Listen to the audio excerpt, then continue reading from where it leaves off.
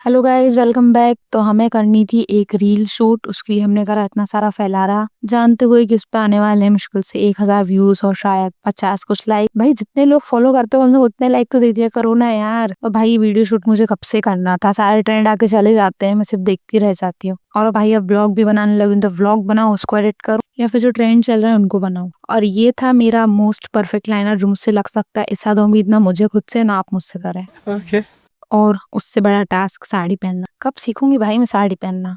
जैसे तैसे माथा पच्ची करके साड़ी पहन ली कैसे भी, और हमारा मेकअप भी हो गया था। कभी कभी भाई सुंदर तो लगती हूँ मैं, पर मम्मी की हेल्प के बिना साड़ी पूरी तरह से पहन जाए तो मुश्किल है। तो हमने मम्मी को बुला लिया, उसमें हमें 2-3 गाली पड़ गई।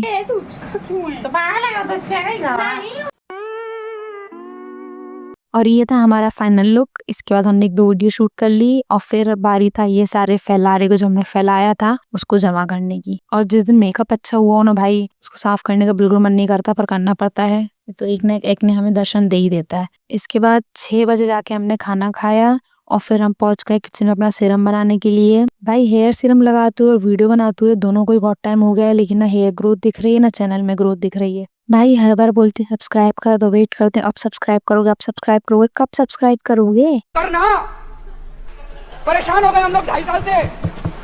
ये भी परेशान हो गए, हम भी परेशान हो गए, करो फिर। प्लीज सब्सक्राइब कर दो भाई। नेक्स्ट व्लॉग में मिलेंगे, बाय बाय।